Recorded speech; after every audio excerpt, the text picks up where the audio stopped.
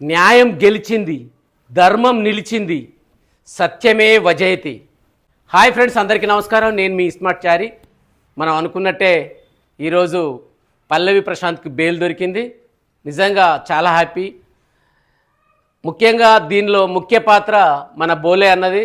బోలే అన్నకు శతకోటి దండాలు. నిజంగా వాస్తవంగా ఒక కామన్ మ్యాన్గా బిగ్ బాస్ లోపల ఎంతైతే హెల్ప్ చేశాడో, సపోర్ట్ చేశాడో, బయట వచ్చిన తర్వాత కూడా అతన్ని ఎవరు పట్టించుకోలే.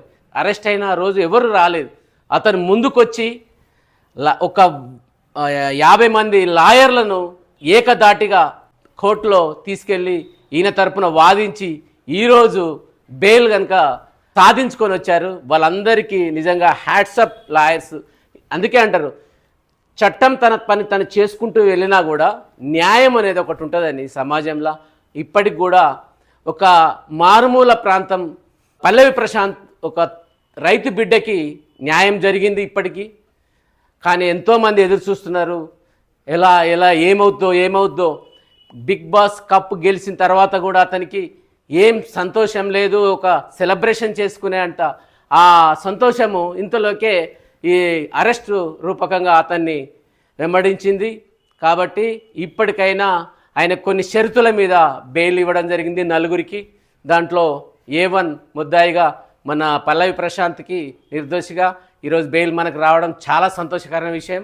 ఏదైతే నాంపల్లి కోర్టు దగ్గరికి ఆటా సందీప్ కూడా వచ్చి ఆయన సంఘీభావాన్ని తెలియపరిచాడు. నిజంగా ఆయనకు కూడా హ్యాట్సప్. తర్వాత ఆయన ఇంటి దగ్గరికి యావరు కూడా వెళ్ళి పల్లవి ప్రశాంత్ వాళ్ళ తల్లిదండ్రులను ఓదార్చాడు. అమ్మా, కంగారు పడకు, భయపడాల్సిన అవసరం లేదు, పల్లవి ప్రశాంత్ తిరిగి వస్తాడనే ఒక ధైర్యాన్ని ఆయనకి ఇవ్వడం జరిగింది మన యావరైతే.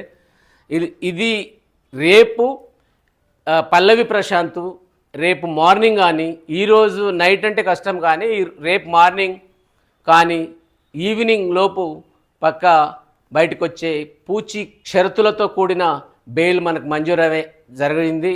వాస్తవానికి అతనికి ఒక సెలబ్రేషన్, ఒక కప్పు గెలిచిన తర్వాత ఏ విధంగా ప్రవర్తించాలో తెలియక తెలిసి తెలవక జరిగిన పొరపాట్లే తప్ప ఏదో కావాలని వాంటెడ్గా కావాలని మాత్రం కాదు. తలబిరిసి అసలే కాదు. ఎందుకంటే పల్లె వాతావరణంలో పెరిగిన వ్యక్తికి ఇంత అవగాహన ఉండదు. చట్టం పట్ల, న్యాయం పట్ల, ఏ టర్మ్స్ అండ్ కండిషన్ ఎలా ఉండాలి, ఏంది బయట సమాజంలో ఎట్లా ఉండాలి అనేది తెలియదు. కాబట్టి అతనికి జరిగింది. ఇలాంటి పొరపాట్లు జరగకుండా ఒక గుణపాఠంగా దీన్ని తీసుకొని పల్లవి ప్రశాంత్ భవిష్యత్తులో మంచి ఉన్నత స్థాయికి పోవాలని మనస్ఫూర్తిగా మనం అందరం కోరుకుంటాం.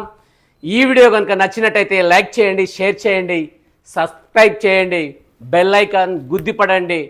పల్లవి ప్రశాంత్ ఫ్యాన్స్ వరకు చేరేటట్టు ఈ వీడియో షేర్ చేయండి. Thank you. నేను మళ్ళా అడుగుతున్నా, నేను సిగ్గు లేకుండా అడుగుతున్నా, నేను దయచేసి సబ్స్క్రైబ్ చెయ్యండి. నా ఆవేదనను అర్థం చేసుకోండి.